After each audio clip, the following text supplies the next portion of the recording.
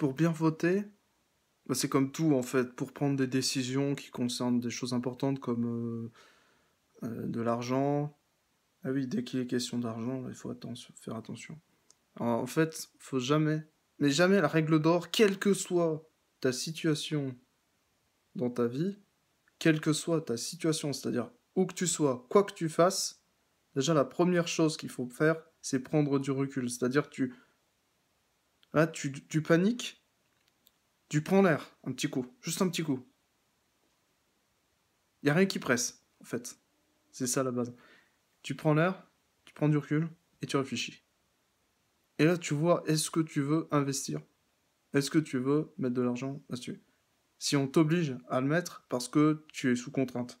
Parce qu'on te dit, si tu mets pas l'argent, bah, tu auras des problèmes avec, je sais pas, la police ou n'importe quoi, ou tel gouvernement, des problèmes avec, je sais pas, tel ou tel commerce dans un pays étranger. Jamais, jamais faire les choses directement. T'attends juste un peu et c'est bon. Et en général, après, tu prends la bonne décision une fois que t'as bien mûri ta décision. Parce que, en fait, souvent, quand on te presse à faire quelque chose, c'est qu'il y a une magouille derrière.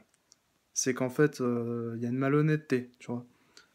Jamais un vendeur, il va t'obliger à acheter prestamment quelque chose. Mais même, en dehors de la vente, jamais, que ce soit à la police, le gouvernement, ou un commerce, ils vont t'obliger à faire quelque chose tout de suite. Sinon, c'est malhonnête, quoi. Si on te met la pression d'une quelconque manière, parce qu'on joue toujours sur ta culpabilité en disant ouais, t'as fait des conneries, tout ça, faut pas le faire.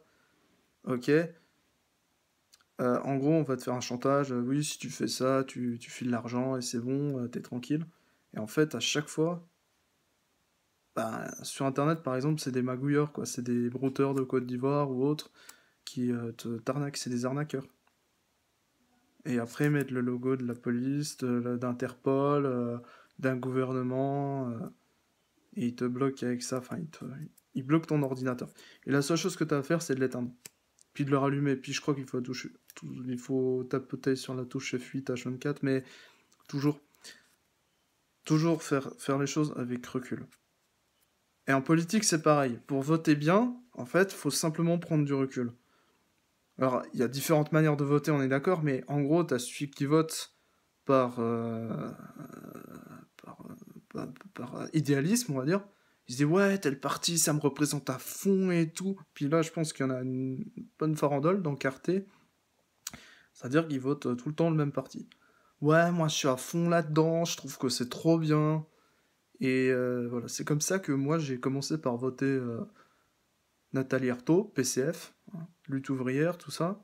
Ensuite, j'ai voté Marine Le Pen. Et ensuite, j'ai fini par me poser des questions.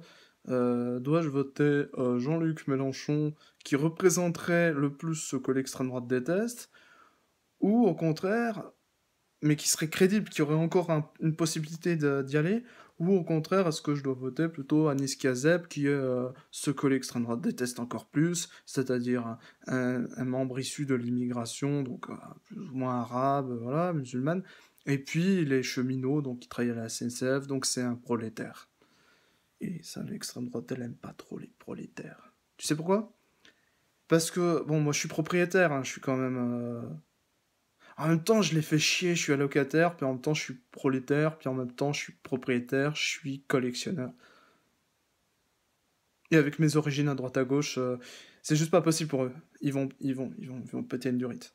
Non, parce que origine allemande, origine française, origine italienne, espagnole et turque. Oh là là.